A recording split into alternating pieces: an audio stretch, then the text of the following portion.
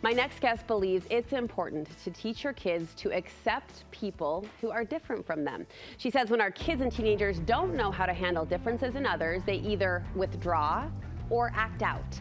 Parenting contributor Heather Johnson is joining me with 6 ways to teach tolerance in the home. And this is a big topic. I'm just so anxious and eager to hear what you have to say.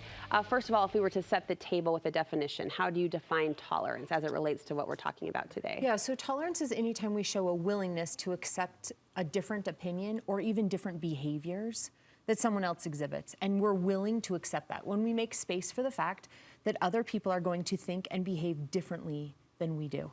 We usually don't agree, right? Being tolerant means I'm willing to accept that you think different than I do, and I don't agree with it, but that isn't going to change my capacity to know you or make room for you or accept that it exists. And when you consider the framework of a home, a social ecosystem where you're all practicing the same thing in the same way, this would take conscious parenting effort, I would think. All the time.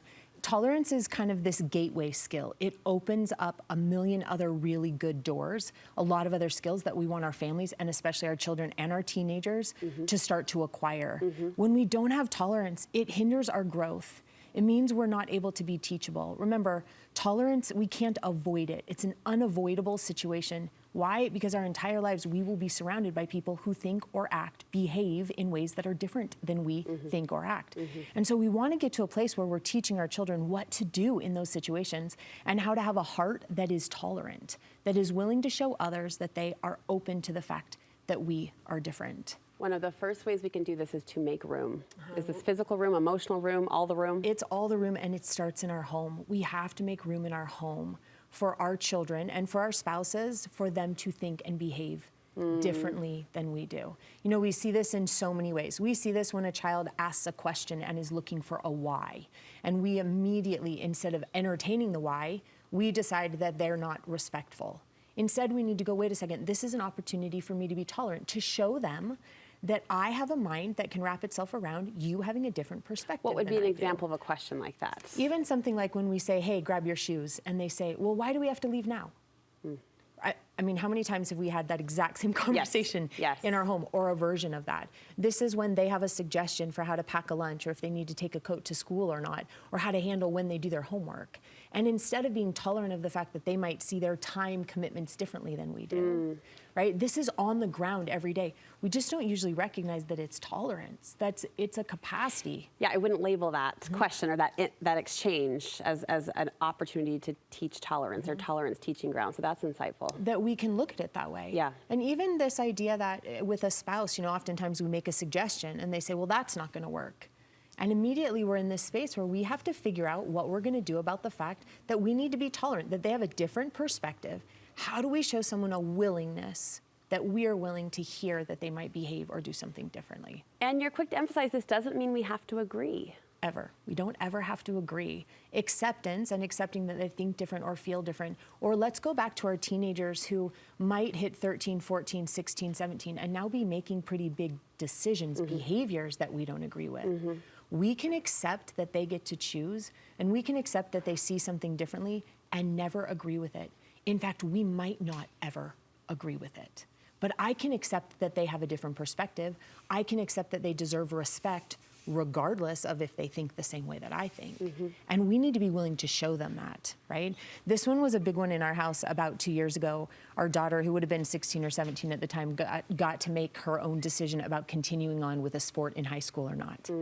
And she made that decision, and she was comfortable with it, and she's been comfortable with it, and I still disagree with it. I didn't agree with the decision that she made, but she did have a lot of space, and hopefully she even knows now that I absolutely respect the decision that she made, even if I disagree with it. So we can accept. It doesn't mean we have to agree. And when we mix those things up in our heads, it's very hard as parents to model tolerance when we get those things confused. We don't want to confuse them. We don't want to confuse them. It seems it's easy to talk about differences being a positive. Differences are a good thing. Differences are a good thing. How put our money where our mouth is, so to speak, or really show up in a way that differences can be positive. Differences are good. They are good. We think of differences and we immediately get afraid, right? And we also think that differences diminish how we think or feel. You can think differently than I do, and it doesn't diminish the value system I live by, the perspectives that I might have, how I view something, even how I behave. It doesn't have to disregard that. And we get really confused with that also. We get caught up in the fact that it means I have to agree with you. And we get caught up in the fact that if our kids see it or behave differently, that's gonna disregard how I see something. And it doesn't. It isn't about me. It isn't about that. And so they can have a different opinion. It doesn't mean I'm a bad mom. It doesn't mean I taught them wrong. It doesn't mean that I'm doing it wrong. It simply means that those differences are what allows us to grow and better understand. Remember, tolerance is this gateway skill or ability. It's where we have tolerance and now we open a door to compassion.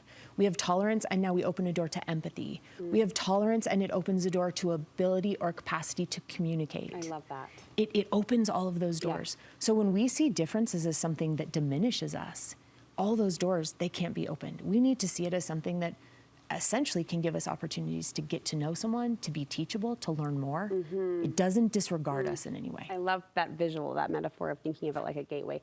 Help us then teach our children to respond in these moments when tolerance needs to be demonstrated, or we hope that they demonstrate it. Yeah, so teaching them how to respond. Remember, our kids and even us as adults, we often get uncomfortable and afraid because we don't know what to say when we're caught in some of these situations. So we want to teach them what to do and what to say. Oftentimes we blame or we tend to get really defensive, right? And so someone will offer up a different perspective and we fight for our perspective to be understood instead of understanding theirs. Sometimes some of the best responses we can teach our kids are just to say, oh, or thanks for sharing that. Or that's a different way to look at it. Or now I have two perspectives. But you're saying plant these phrases or spoon them. feed these phrases Yes. so they know what to say in that moment. Absolutely, because they don't. They get there and they say, hey, even small, let's do this for recess. And some kid says, well, I don't want to do that. That's dumb. And they're like, all I know what to do right now is to get defensive and to get mouthy with you and to fight against this. Instead of going, oh, well, now there's two options for recess. Now that's young. Imagine how this grows when we get teenagers, when these perspectives are so violently different, when they come down to big behaviors. Remember, tolerance isn't about if a person is good. It's about us holding onto our values and then leaving space for other people to also have a value system. It has nothing to do with the people. It's perspectives and behaviors. So we want to spoon feed them. We've got to give them the dialogue. They don't know where else to go find it. And we've got to model it. They've got to see it. So I hear you pointing to role playing a little bit. Does that apply with teenagers too? I know it works with my 6-year-old, but come the 16-year-old, we're still doing kind of those practice conversations? All the time. I mean, our teenagers are constantly begging for us to help them know how to handle situations. And so often we take a step back. We're too busy.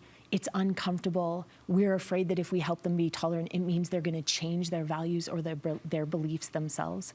That's not true. Teaching them to be tolerant doesn't mean we're going to lose them to behaviors or perspectives that we don't ever want them to have. That's not what tolerance means. It's teaching them to hang on to what they know to be true and right, and leaving space for other people to also have perspectives about what is true and right.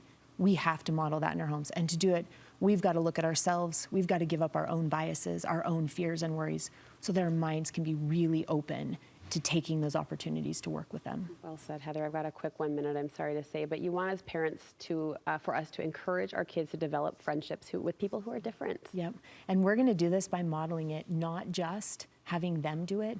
We're gonna have relationships with people who are different. We're gonna open our doors. We are, so that they can see, and it isn't just associate. We use that word a lot, associate with people who are different.